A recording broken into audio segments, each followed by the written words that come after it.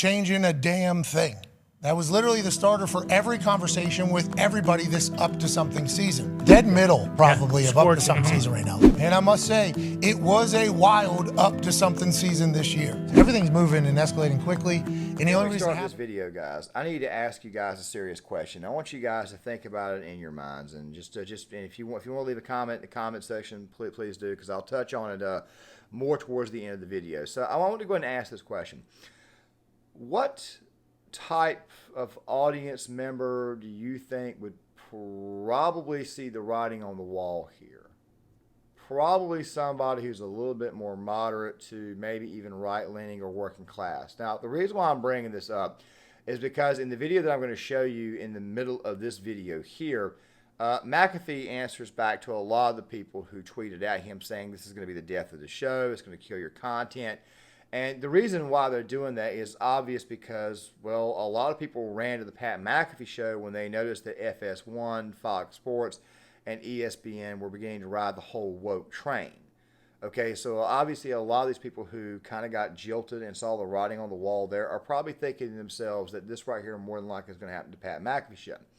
Now, the reason why I'm opening this video up with this is because, as you guys may know, the devil is always in the details, and even though somebody has told you or put this inside your contract, that does not mean that it, quite frankly, cannot get changed at a later date.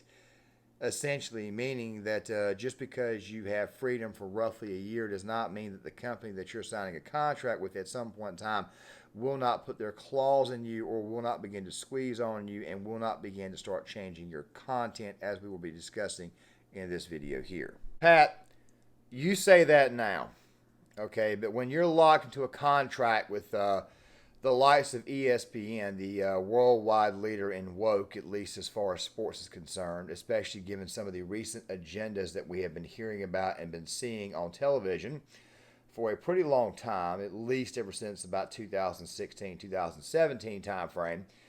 And of course, you enter a contract with Bob Iger at Disney. Trust me, at some point in time, even though they have told you that you have full creative control of your channel and your content, which I highly doubt you really and truly do, yeah, you're going to be singing either a different tune a year from now or possibly be changing altogether. Guys, that right there is just a tiny snidbit of something that was posted yesterday. Now, guys, I have decided to forego one video in favor of this video here. What will be happening is that the video that I am foregoing, which is a video on the immigration problem, the continuation of it, will be going on my backup channel, Short Time of Prepping. Don't worry, I'll be placing a link in the description box. And, of course, after this weekend, I will have some updates for both channels. Of course, I've got to do my 1,000 subscribers special. That video will probably get released on Saturday. And, of course, it'll be posted in every video therein after over the course of the next few weeks in the comment section, so that way you guys can understand why some things may seem a little bit different. Just adjustments, nothing really changing in content or anything, just overall presentation, things I wanted to already implement, of which some of which I have. But let's go ahead and get back on topic. So, guys, let me ask you guys a question. Of all of the sports shows, of all of the channels, I'm talking about Fox Sports, Fox Sports 1, ESPN, I'm pretty sure you guys have noticed that every single one of them seem to have personalities that are a little bit agenda-driven. We already get that with our mainstream media. I have explained how it is that they've been using the Pro Wrestling Playbook to try to help get that agenda through, kind of divide people. And one thing at the end of the day, though, we typically tend to kind of rally around is sports. It's a uniting thing. And this channel right here, by the way, was originally a sports channel with a little bit of politics diced in, but of course the politics and culture war ended up taking it over. That is my own fault. Of course, yeah, I'm pretty sure if you guys have been with me since the very beginning, you would know this. But the thing is this right here, and by the way, I apologize for allowing that actually taking over, but of course, things do tend to evolve, and after a while, you've got to accept the situation for what it is. But the fact of the matter is this right here. Sports is still very, very much my baby. So when I do a video like this right here, I do this with the absolute best intentions to let people know that something like this right here is just another way to divide the masses. Now, you're probably thinking to yourself, and don't worry, I'll show you some more of the video, the full 3 minutes and 45 seconds of the much, much larger video that was posted because I had to file it down to avoid copyright. So, yeah, Pat McAfee is going to ESPN. Signed a very, very large contract. You're probably thinking to yourself that ESPN, they must not be that desperate after all their layoffs to pay a guy $10 million to come on their show and basically occupy the airwaves in some form of manner from 9 a.m. to roughly 3 p.m. in the afternoon, which, by the way, kind of reminds me a lot of what FS1 did when they had Undisputed for 2.5 hours, and then they went to Colin Cowherd for 3 hours. It was roughly in that time frame that I kind of got a little bit weirded out and started to realize that our sports media, for the most part, was in fact entertainment. But here's the deal, and it's taken me a while to get here, but I wanted to kind of get through there to kind of set this up. Why in the world do you think we watch sports? We watch sports, obviously, for no agendas. Now, you're probably thinking, well, dude, you haven't really spoken much about Pat McAfee. What I'm trying to say is this right here. After a while, Pat McAfee could eventually be forced into an agenda, which, by the way, I'm pretty sure he probably will be, at least beyond his first year. You see, he's saying that he's got full creative control, and he is also saying at the same time that they're going to allow him to keep most of the segments that he's got on his show. Of course, he's got to kind of move things around. It's going to be more block form. It makes me wonder, is ESPN kind of sinking their claws into him, or are they really and truly being legit? Well, if they're being legit, trust me, it's not going to last for that long, because at some point in time, they are eventually going to get to McAfee. So I'm not saying this because I think that Pat McAfee is going to change. I'm saying this right because I think they're going to try to change you, Pat. That's the only reason why I'm saying this. Now, before I talk about the other reasons why it is that people love the Pat McAfee show and why it is that so many people are a little bit upset, as you will see here in a second, based upon the tweets that were given, let me go ahead and roll this roughly 3 minutes and 45 seconds. Make sure you guys watch it all the way through, and I'll come back on the other side and explain why it is people are. Offers from 4 great platforms/networks that were all represented by fantastic human beings. It was truly an honor getting to talk and meet with everybody from everywhere. I appreciate you all. I think I relayed that message enough for you to understand that all. A lot of massive news coming out of this particular operation, and it's the biggest. This is big. What I discovered in these negotiations that I represented us in is that our show is what a lot of these suit folk are now viewing as the future of daily sports talk. I think that's a really cool thing. A few years back, none of these networks would even give me a meeting. Now, we're the tip of the spear of what sports media needs to be in its next chapter. I'm honored that what the boys, our fans, and I have created has been studied, accepted, and ultimately seemingly appreciated by these multi-billion-dollar networks with hundreds, if not thousands, of employees. It only happens because of all you motherfuckers that watch and follow along. With that being said, the rumors were accurate, but they didn't tell the entire tale. Beginning this fall, our show will be live on ESPN, ESPN Plus, and ESPN's YouTube all at the same damn time.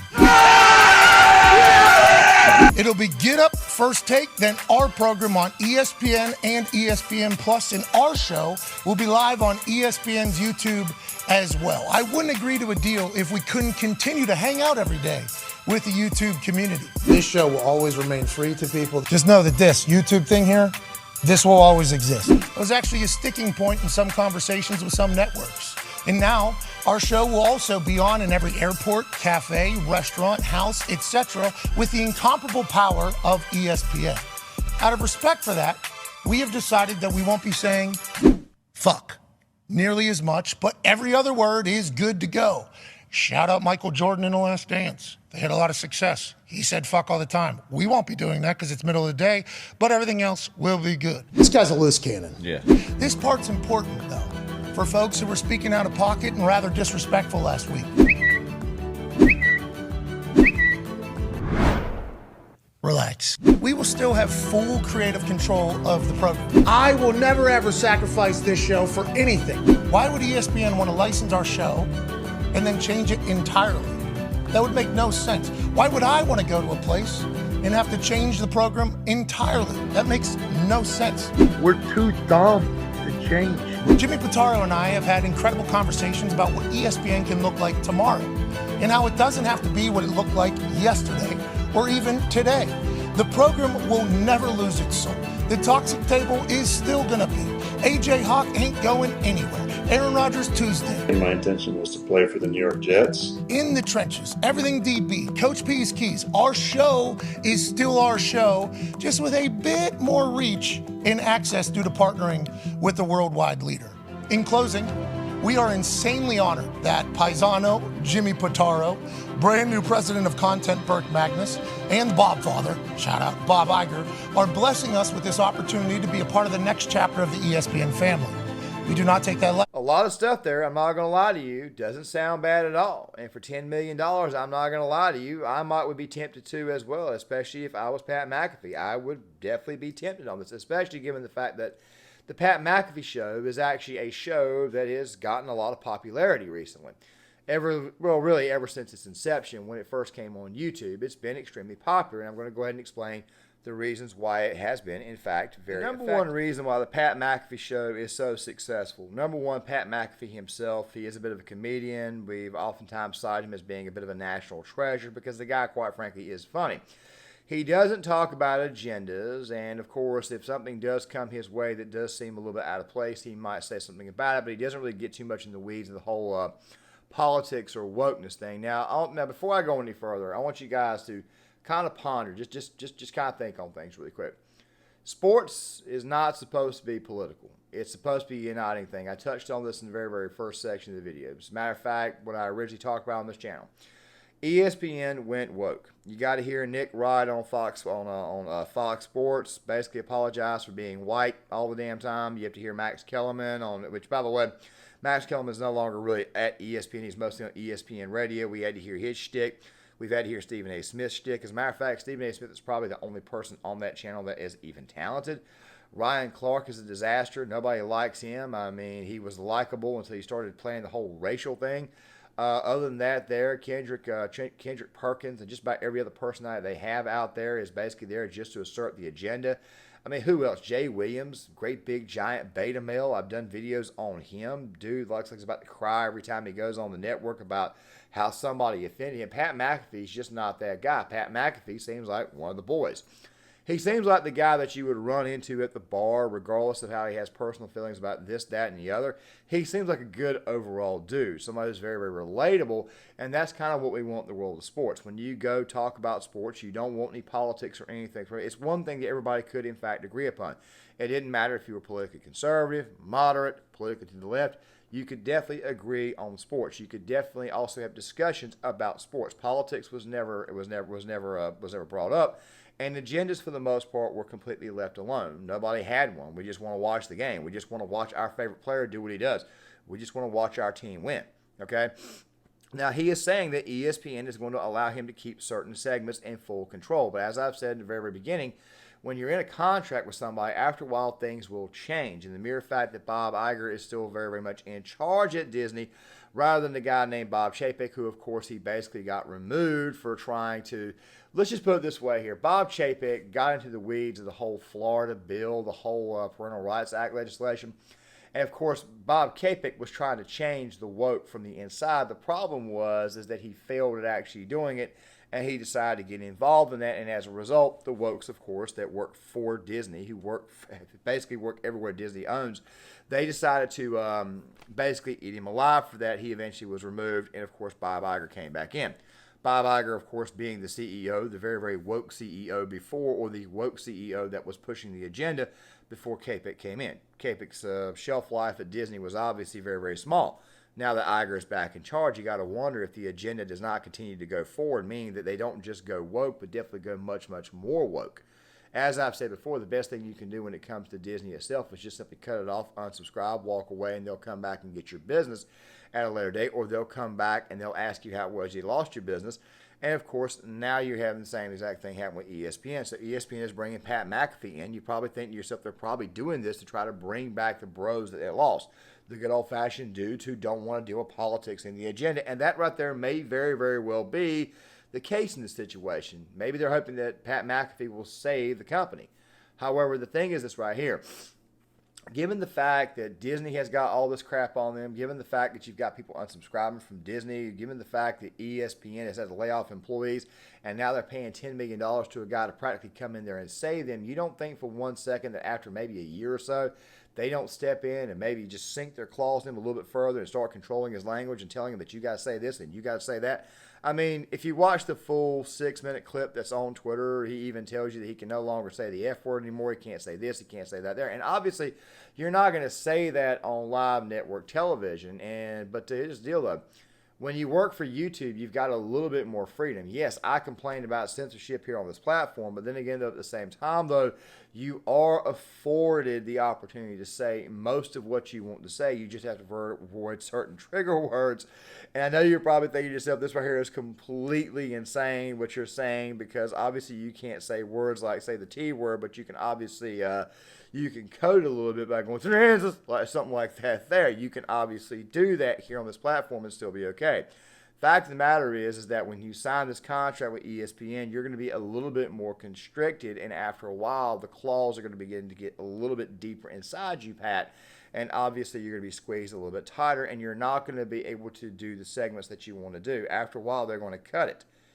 You see, if you let the Pat McAfee show run the entire time, you can basically do whatever the hell you want, including all the gambling stuff, whereas on ESPN, you're not going to be allowed to do that. Now, I understand that maybe you have everything set in blocks for YouTube, for Hammer Don and whatnot, but still, I don't think people who watch the Pat McAfee show watch the show for Hammer Don and Ty Schmidt and those guys. I think they watch it for you.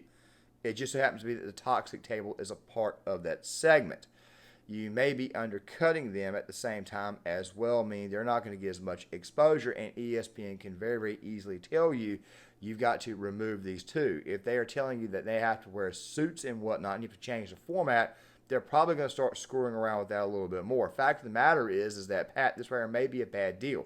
Yes, you are about to get paid, but at the same time, though, everybody else below you, including yourself, just may get screwed. These right here are the concerns that a lot of your viewers have. And it's not just the fact that they're conservative viewers or moderate viewers. And I really find it very, very weird that he kind of pulled that out. And I'm not saying that they were conservative or not, but you got to think to yourself, who are the people who would be more inclined to say to themselves, you know, this right here is going to be the death of the show, man. This is just going to completely kill your property. It's probably going to be those who were somewhat jilted by the whole Kaepernick thing, the people who were jilted for the most part by ESPN's very, very woke agenda.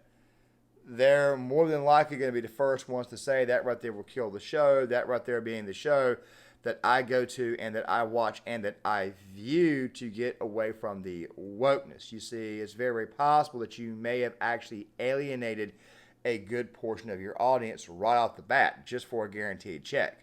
And I have no idea exactly how much money you're going to make post ESPN, especially when it comes to YouTube, seeing how ESPN is now featuring you on their YouTube channel itself. It seems to me like the viewership revenue and whatnot is just going to be simply going back to ESPN.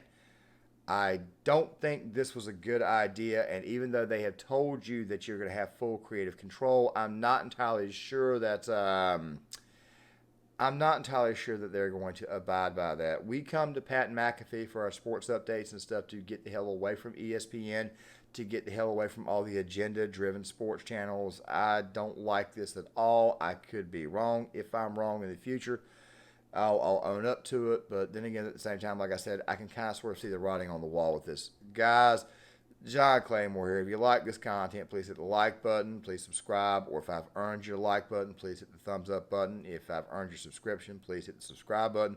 Please also click on the notifications so that way you guys can know when my content comes out. Please leave a comment in the comment section. I'd love to get you guys' thoughts, and I'll see you guys later.